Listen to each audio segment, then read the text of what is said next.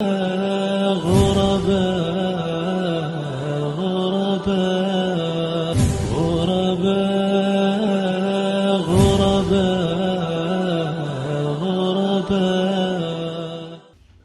sallallahu alaihi wasallam was sitting with a man, a companion, and another man walked by. The other companion said, Ya Rasulullah, you see that man walking by? He said, yeah. He said, Wallahi, I love him for Allah's sake. Rasulullah told him, did you ever tell him that? I said, no. He said, you should tell him that, let him know, so that you could be closer together. So it's not LBGT to tell another man you love him or to cry. It's not LBGT. That's our deal. So I want you guys to know, it's my students, I love you. But at the same time, I'll open up a can of it on you. Don't be a fitna for me. I got a headache right now. The hadith of Abu Umayr. Umayr, linguistically for you guys, is the little Umar. The little Umar. Umar, Umayr. They call it Ismu Tasghir. I just want to test you. I just want to test you right now. It's not really big. I just want to test you. So Umar, the little Umar is Umayr. The Arabic word for a man, Rajul. The little man, Rujail. The guy's name is Hamd. The little Hamd, Humayd. His name is Abd. The little Abd, Ubayd. Ubayd. So I want to ask you, the Jebel in Arabic, Jebel is a mountain. Don't look around, you know I'm talking to you. The small Jebel, Ubayd, Umayr. What's the small Jebel? Good job, good job. That's why I love you more, because you've always been a good student, Jubayl. And that goes to show the importance of the Arabic language. But inshallah, we deal with that another time. Now listen very carefully. One of the great companions of Islam, his name is Anas ibn Malik. You have to know that name in Islam.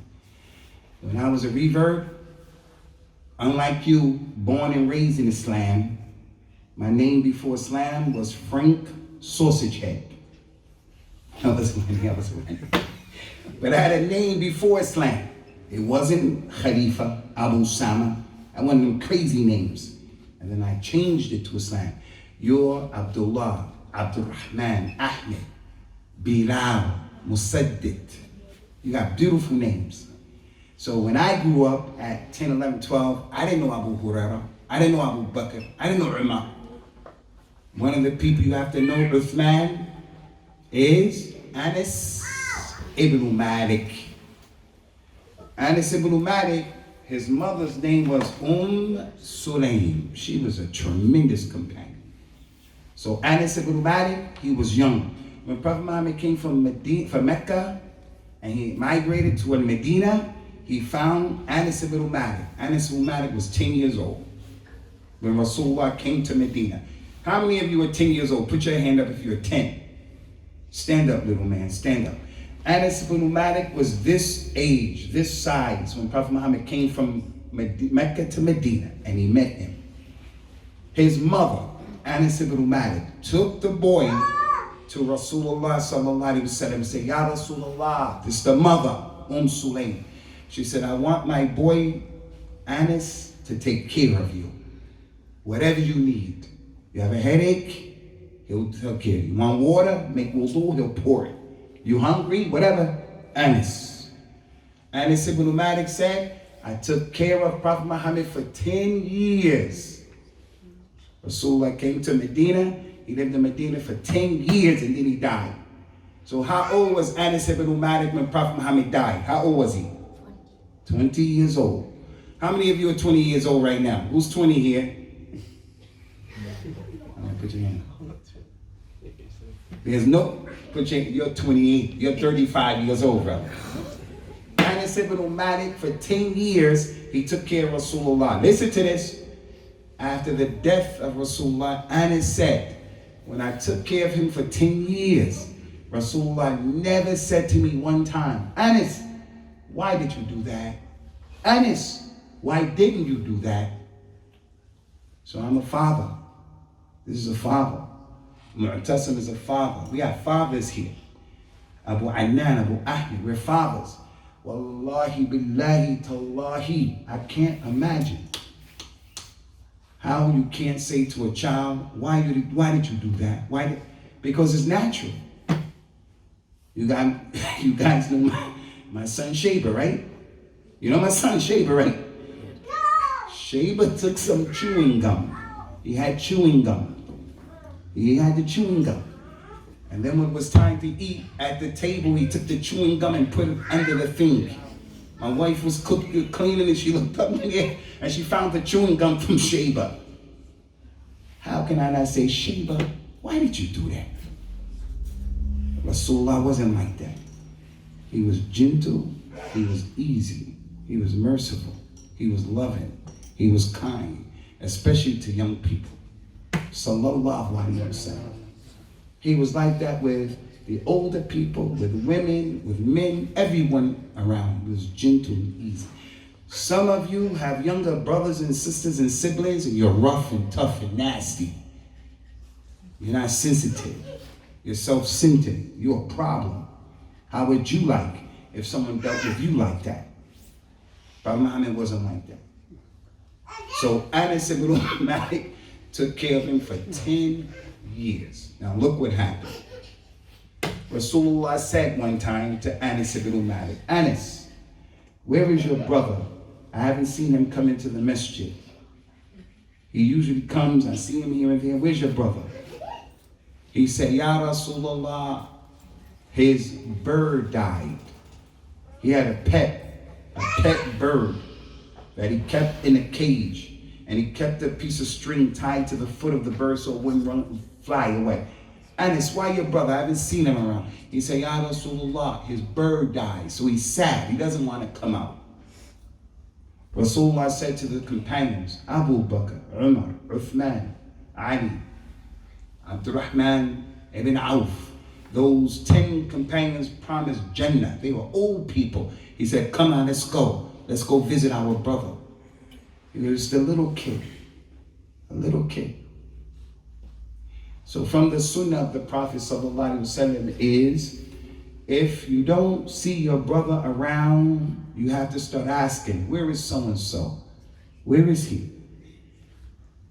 So I haven't been here for a week. People have to say, where is Abu? I don't see you for some time. You used to come to the class. I have to say, where's my man?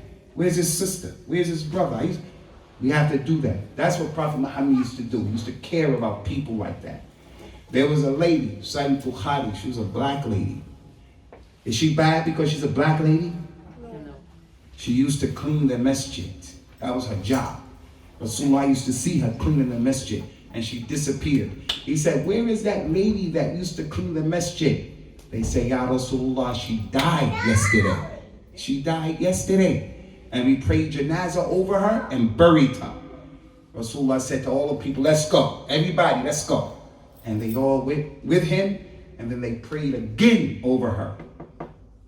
So it goes to show, Prophet Muhammad, if you were a little kid, if you were a black person, if you were a woman, if you were a slave, if you were this, that, his sunnah and his religion is, how are you? Where are you? What's going on? And that's why you guys have to get more serious when it's time to pray. So we prayed just now, Salat al-Isha.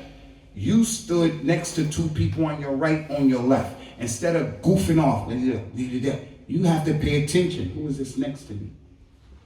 So that if he goes missing in the masjid, you say after 2, 3, 4, 5 days a week, where is that guy I prayed next to last Friday? But the way we are is just messing around, playing around. There's a time to play around. When we go up there to that basketball court, time to play around. In front of the masjid, playing soccer, time to play around. Time for salah, not the time for playing around. Anyway, Anas, where's your brother at? Ya Rasulullah, his bird died. Come on, you elders, come on. So just imagine this. Just imagine this. Musaddid, come here, little man. Hurry, man, we ain't got time for you, Musaddid, lollygagging around. You look nice in your throat, mashallah. Look how little Musaddid is. He's one of the youngest ones from amongst us. Can you imagine if I didn't see Musaddid around for a few days and then I started saying, hey, Sheikh Abu Ahmed, Abdul-Rahman, Sheikh Abu Adnan. I started asking the elders, come on, let's go see Musaddid. And we go to his house and we knock on his door. Hey, where's Musaddid? How do you think it's going to make Musaddid feel when he sees 9, 10 people came in from the elders saying, Musaddid, you okay, little homie? It's going to make him feel nice. Am I correct? Go sit down, Musaddid. Good job. So you have to imagine that. Prophet Muhammad came into the house and he said to the little boy, Ya Aba Umayr, ma fa'ala al-nughayr. He said to Musaddid, hey little boy, and he called him Abu Umayr. I'm Abu who? Abu Usamah. That means my eldest son, his name is Usamah. But I have sons other than him. I have daughters other than him. But that's my eldest son, Usamah. So the eldest child, the son, he's different. I always tell my sons and daughters, you have to respect your senior brother. Never give him lip. Never disrespect him. And your eldest senior sister, you have to respect her. My boy Usamah has a sister who's older than him. But in terms of my house, Usamah has more responsibility. So I'm Abu Usamah. Abu, the father of Usamah. Prophet Muhammad said to this little boy, Ya Aba Umayr, oh father of Umayr. What did the bird do? So my question to you is, that little boy, was he married? No. That little boy, did he have any children? No. So the question is, why would the Prophet call him the father of Umayr and didn't have any children? I'm explaining that to you. Once again, he said to that boy, oh, Abu Umayr, what did the Nughayr do? The Nughayr is the little bird. It's a little sparrow. So the Prophet said that to him to play around, to joke around with him, like a nursery rhyme. You guys know the nursery rhyme? He was just playing with him, which goes to show Prophet Muhammad had a good sense of humor.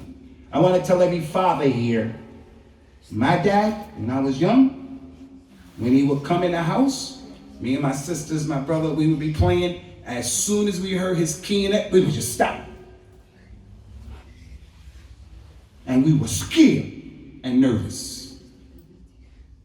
I want to tell every father here, don't be like that. What's wrong with you? What's wrong with you? Rasulullah was a gentleman.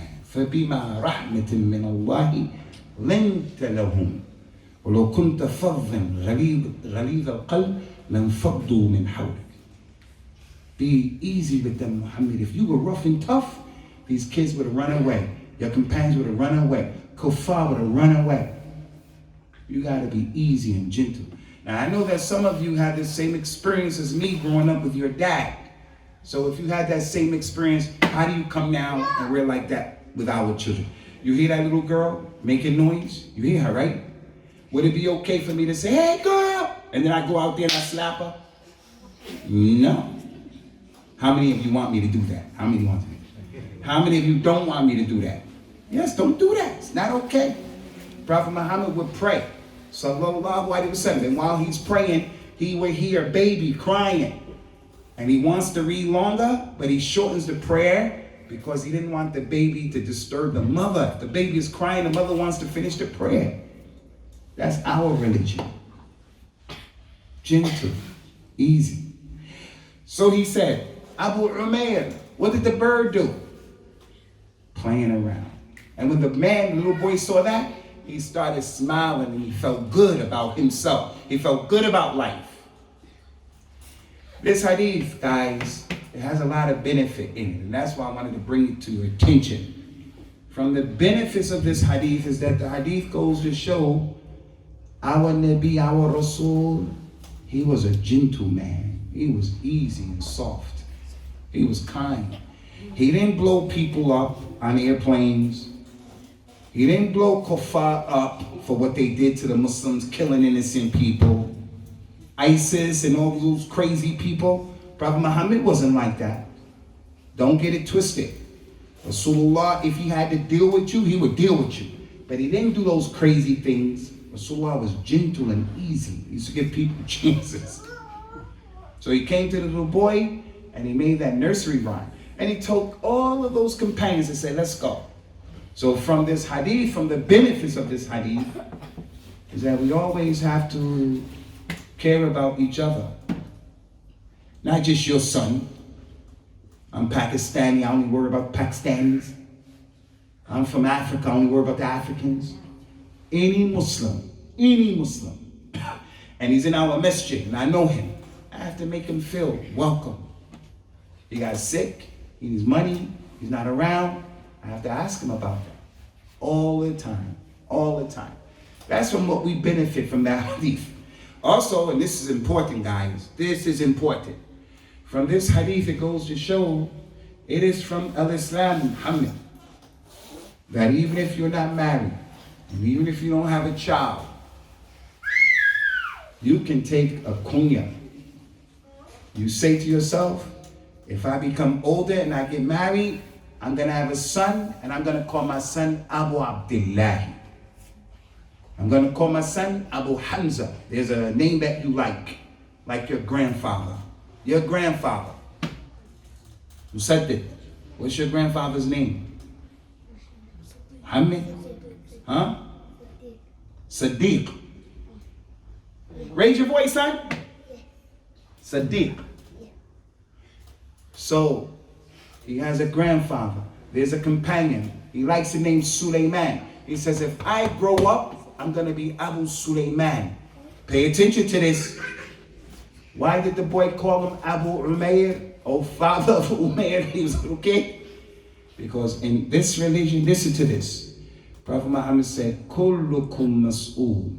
Kullukum ra'in. Wa kullukum mas'ul an ra'iyati. All of you have a responsibility. And all of you will be asked about your responsibility. So although you may be the youngest in your house, you're not working, you just have to go to school, whatever, you still have a mas'uliyah. Don't be a bum. You can't make up your bed.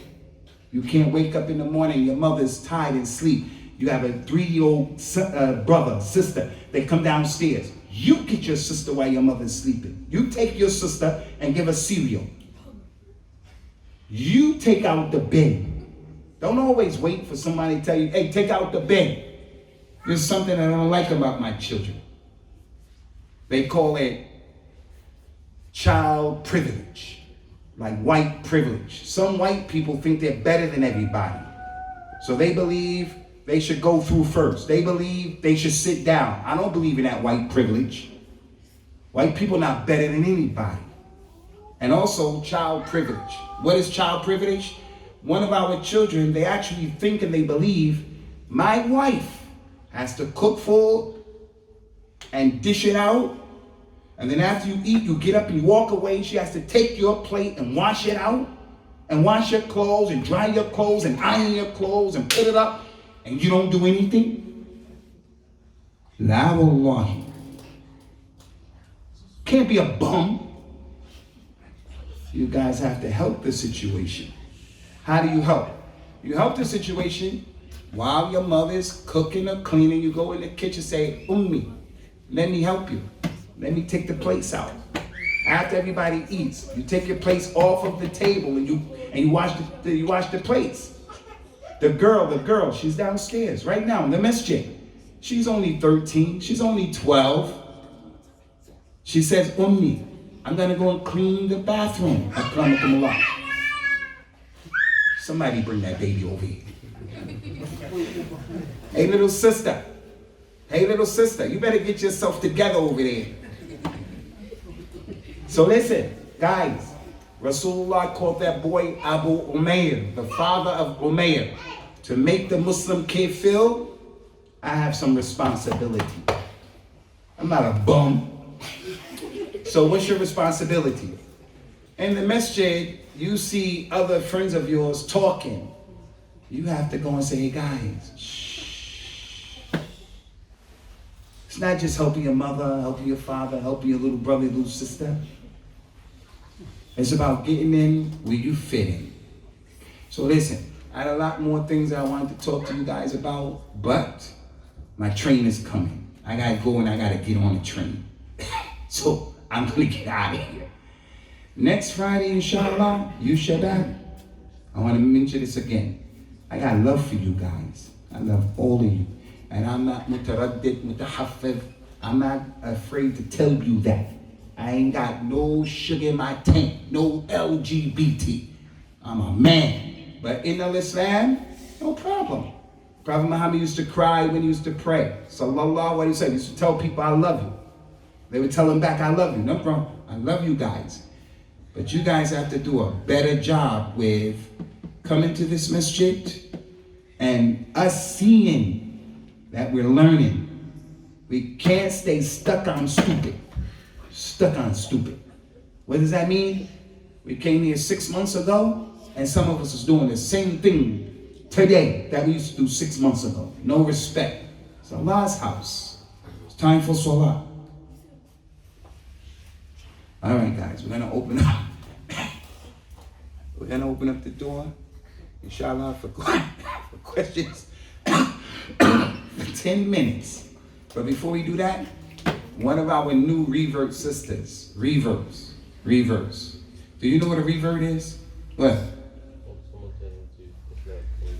She fell off the building. What? What, brother? Fell off the building. What? A revert is a person who came back to Islam. We have revert brothers and sisters, guys. They are looking at us. They have children who are here. And they're looking to see how the Muslims are. You have to show them a good example of Islam. You can't make the mother bring her child to the masjid and the mother says, man, when I was in the church, they acted better in the church than these Muslims act. You have to be better than that. So we have some revert people. You know that white man? His name is John. He used to say here all the time, that old man, he has to be 70, 75. You know what I'm talking about? You know what I'm talking about? Brothers are bringing John here. I haven't seen him in a long time. Well, let's do Eddie. What happened to John? We have to practice this hadith with John. John, where you been? And wallahi, listen to this. Wallahi, we'll give a class about the 5 major prophets and messengers. Are you serious? What happened to your fingers on that finger? What happened to your fingers? Huh? You want me to break the other ones? Brother, who are the 5 major Rasul in Islam? The 5 major ones. Bit-Tartib. Noah. Ibrahim. Musa. Isa. Muhammad. The 5 major messages. Noah. Ibrahim. Musa. Isa. Muhammad. The first one, who is he? Second one. Third one. Fourth one. Fifth one. Noah, Ibrahim, Musa, Isa, Muhammad. You give them to me. Noah, Ibrahim, Musa, Isa, Muhammad. Good job, brother. You my man, give them to me. Don't be scared. Yeah, the word hear your voice. Good job. Ahi. Right there. Yes. Who are they? Noah, Ibrahim, Musa, Isa, and Muhammad. Good job. You're the younger one, but I was looking at him. I know I'm cross-eyed sometimes, but good job. The old Sheikh John would sit here, and we would say those 5 names, and we would go through all the people, and I say, John, who are the 5 major prophets? He says, I don't know. I just leave him. Why do I just leave him? Because he's a Muslim, and we're happy that he's here. We're not going to make it tough on him. We're happy that he's here. We're happy that at this age and at this stage of the game, that man is saying, La ilaha illallah. As for you younger guys, No, we're going to put some fire under you a little bit. Because I want you to be better than that. So, as in regards to this, we want you to be better today than what you were yesterday. Now, we have to stop this stuff about all this talking in the masjid like this. So, for the revert sister, she wants to know, is it permissible for the Muslim lady to come to the masjid at that special time during the month? Some of the scholars of Islam said, no, it's not permissible, and they have their proofs. But some of the scholars of Islam said it's permissible, and this is my position that it is permissible. And it's permissible because our mother described Rasulullah and said, Kana Rasulullah sallallahu alayhi wa sallam yafkurullah ala kulli ahyanihi. He used to remember Allah in all of his situations. So whether you have wudu, you don't have wudu, it's that time of the month, not time of the month, morning, daytime, you always have to make the dhikr of Allah, going to the bathroom, coming out of the bathroom, you always make the dhikr. Second thing, Rasulullah was in the masjid making i'tikaf, where you stay in the masjid in Ramadan. So he was in the masjid. He said, Aisha, bring me a comb. I want to comb my hair. She said, it's that time of the month, Rasulullah. I don't want to come in the masjid. He said, is that thing in your hand? Just bring me the comb. And she brought him the comb in the masjid. Sallallahu alayhi wa sallam. Also, our mother Aisha was performing the Hajj. How many of you Shabab perform Hajj? How many of you? No, you're not from the Shabab. How many of you youngsters perform Hajj? How many of you made Umrah? Allah, Allah, Allah, Allah. Allah, Allah, Allah. Rasulullah was performing Hajj. And he came and he saw Aisha crying. She said, what are you crying for? She said, because it's that time of the month for me. Rasulullah said, don't cry. That's the sunnah of Allah in Adam's daughters. He said to her, do everything that the pilgrim does, but don't make tawaf. Isna'i kullama yasna'u al-hajj illa la tatufi bil bayt. Do everything. A person's making hajj, do everything that they do. Give sadaqah, read the Quran, make a dhikr, call your mother, call your father, sit in the masjid, do anything and everything, but don't go around the Kaaba. Don't make salah, don't make tawaf. So it's permissible for her to come to the masjid, inshallah, Azza provided that she doesn't get any najasa in on the masjid's carpet, and that's not going to happen. But there are some scholars who take the other position, and we respect that. And that's why it's important for every sister here, revert. You have to keep coming, you have to keep learning, because you may be like I was at one time.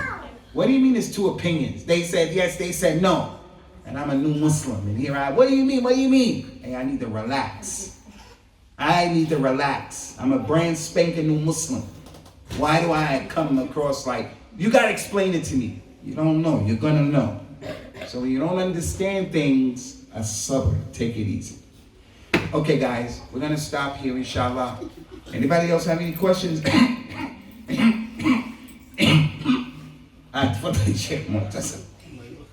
we use kunya for the kids? Yes, we can use a kunya for the kids. Our mother Aisha, did she have any children? No. No.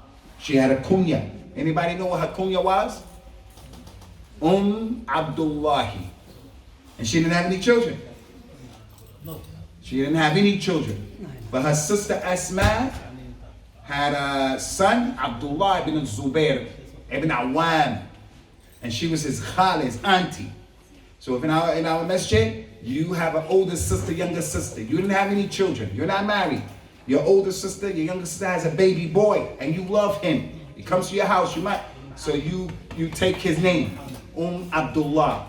You're like his second mother. And there's a hadith that says, Al-Khala bimanzilat al-Um.